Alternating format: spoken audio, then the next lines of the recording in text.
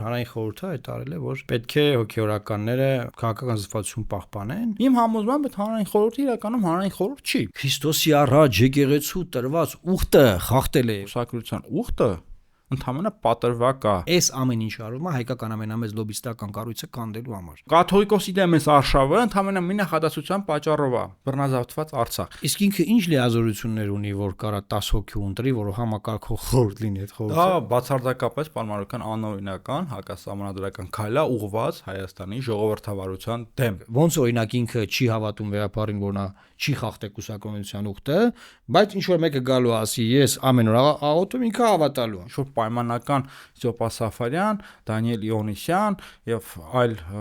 ակտիվիստներ պետք է անդադ խոսան, կարծիք հայտնեն, իսկ չգիտեմ, հայ առաքելական եկեղեցու սպասավորները, եպիսկոպոսներն ու քահանաները չպետք է խոսան։ Այլևս չեն ասում թող վեհապարը դուրս գա վեհարանից, ասում են լավ մի խառնվեք քաղաքականությանը, մենք էլ ձեր գործերին չենք խառնվի, մոտարապես սա է։ Այսինքն հասկանում են, որ իրենք այլևս պարտված են